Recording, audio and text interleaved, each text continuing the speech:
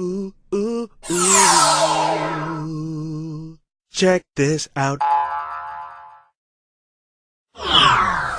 We're back, and you're back, and we're here at the mailbag. We're dealing with the mail that comes here to the Dean Show. I'm your host, Yusuf Estes, and we've been talking about the subject of the Jews and Christians and their treatment in Islam. And what we find is in the Quran some words that are being misunderstood because of translations. Highly recommend to all of you to learn the Arabic language. If you learn the Arabic language, then people can't trick you anymore, and you'll know what it really says, okay? We have a website for that called ArabicInEnglish.com. ArabicInEnglish.com. You can use the English you already know to start learning something about Arabic. You'll feel a lot more comfortable. I know I do. Now let's come to the next subject. Somebody comes to us and they say, why does your book, meaning the Quran, why does your book say to kill all the Jews and Christians? Well, first of all, it doesn't say that. But still we reply back by saying, thank you for asking me about my religion. In Islam, we cannot lie. We have to tell the truth, and we have the proof to back up what we say. But sometimes people say things that are in the question is not true. So let's deal with this. What does it say in the Quran? Actually, we'll begin with the first instance of this in the Quran in chapter 2, called Surah Baqarah, the cow. Verse 190, telling us about fighting. And it says, you fight them where they fight you. But if they stop, you stop. Because otherwise you become the transgressor. Verily, Allah does not love the transgressors. Next verse, and kill them wherever you find them, and turn them out from where they turned you out. But again, it's reminding you, you have to stop if they stop.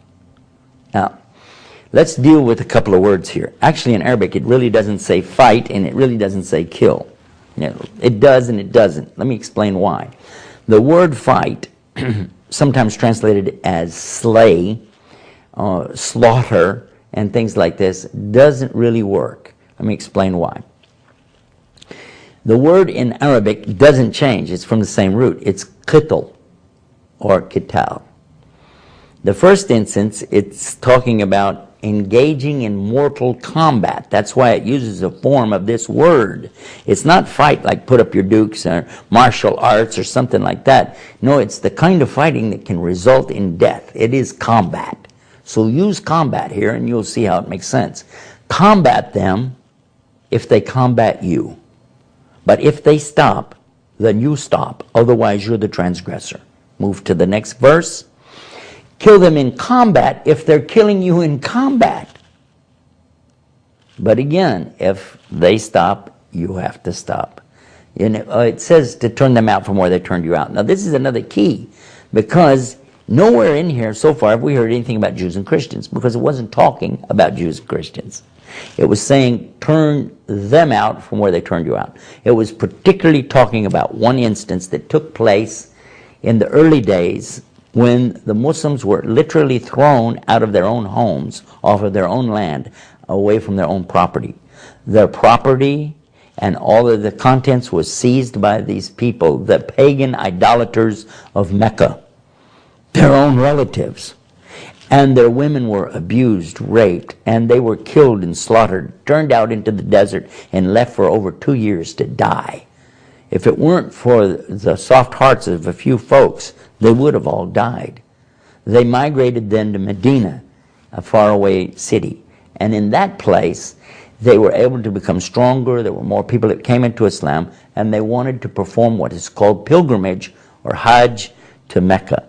They went, but they were turned away and said, you can't come and do your religious rituals here. Even though everybody else in the whole world could come there. All kinds of religions could come and do it, but they wouldn't let these Muslims from Medina do that. They made an agreement with them, and the agreement was very much slanted in favor of the Meccans. And yet the Meccans, even then, broke the agreement later. So the Muslims wanted to go, and they wanted to perform their holy pilgrimage or Hajj to Mecca. When they went, this time they were told by Allah in the Quran that if they engage in a fight against you, you can fight with them. Because one of the things about the pilgrimage they were worried about is, I can't fight, I'll be wearing 2 towels, and the rule is known that in the religions, all of the religions around there, when you're in the state of ihram, or the state of pilgrimage, you're not allowed to fight. So these guys can come chop your head off, you can't do anything about it. But here comes the verse saying, no, no. If they fight you, then you can fight them back in combat. Even though you're wearing the 2 towels, and you can still fight. You can carry your sword with you. Okay? Then, if they're killing you, even you can go to that extent. It continues, though, in the next verse after that, saying, but don't do this.